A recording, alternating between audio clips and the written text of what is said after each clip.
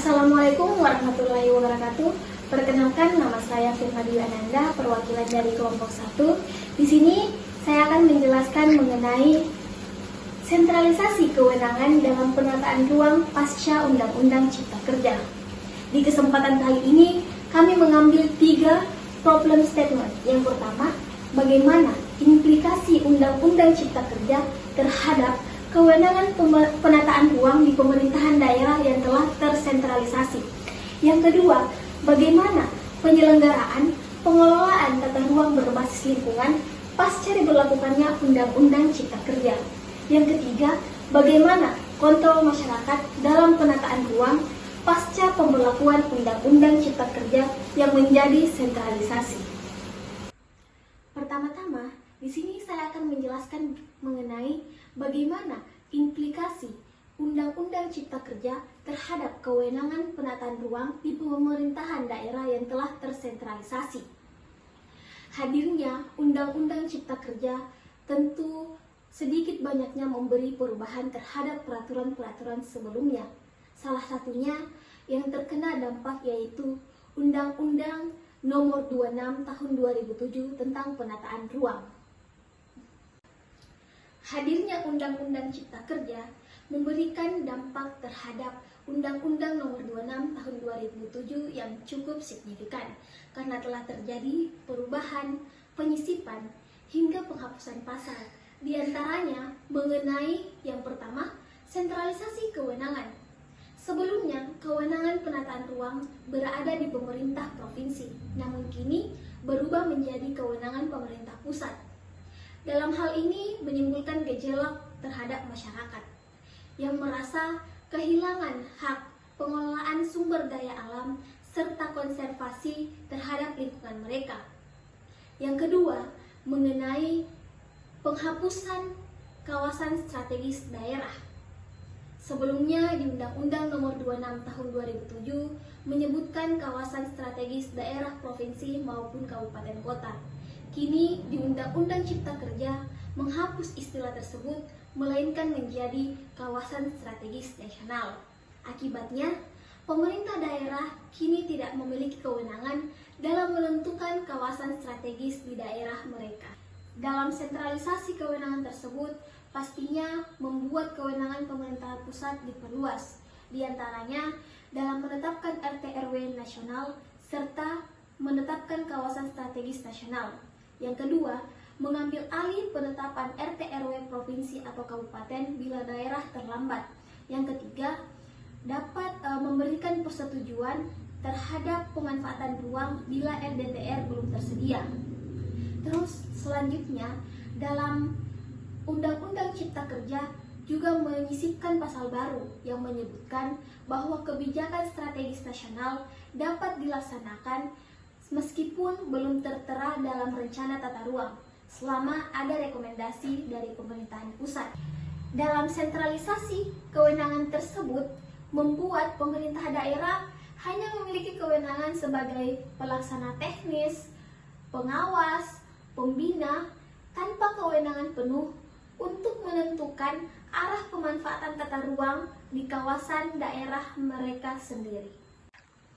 Itulah tadi materi dari saya mengenai bagaimana implikasi Undang-Undang Cipta Kerja terhadap pengaturan kewenangan penataan ruang di pemerintahan daerah yang telah tersentralisasi. Sekian dan terima kasih. Baik, poin selanjutnya yaitu ada poin B, di mana penyelenggaraan pengelolaan tata ruang berbasis lingkungan pasca diberlakukannya Undang-Undang Cipta Kerja. Nah, setelah diberlakukannya Undang-Undang Cipta Kerja, begitu banyak perubahan yang terjadi di dalam Undang-Undang Nomor 11 Tahun 2020, di mana dalam perubahannya ada istilah kata izin pemanfaatan ruang diganti menjadi kata kesesuaian kegiatan pemanfaatan ruang serta kata pemerintahan berganti menjadi pemerintahan pusat. Kemudian ada juga penataan ruang kawasan strategis, di mana kawasan strategis ini di tingkat provinsi atau kabupaten kota itu dihapuskan dan digabung atau dimasukkan ke dalam bagian RT RW yang dimana tidak lagi berdiri sendiri sebagaimana sudah diatur di dalam Undang-Undang Nomor 26 Tahun 2007. Kemudian penyusunan dan penetapan RT RW dan rencana detail tata ruang di kawasan itu mencakup integrasi darat maupun laut. Nah, serta penyederhanaan penataan ruang baik di kawasan baik di wilayah perkotaan maupun pedesaan. Nah, selain itu dalam penataan ruang juga mengintegrasikan tata ruang dan zonasi, di mana dalam pengelolaannya agar pengelolaan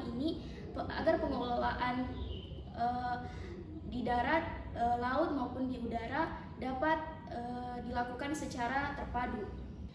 Baik, dalam menyelenggarakan hal tersebut harus memperhatikan beberapa kondisi yang akan terjadi jika penataan ruang ini tidak diperhatikan. Yang pertama yaitu harus memperhatikan kawasan rawan bencana alam di wilayah Republik Indonesia. Kemudian memperhatikan sumber daya, baik itu sumber daya manusia, sumber daya alam, sumber daya buatan, dan juga kondisi alam baik itu budaya, ekonomi, sosial, hukum, dan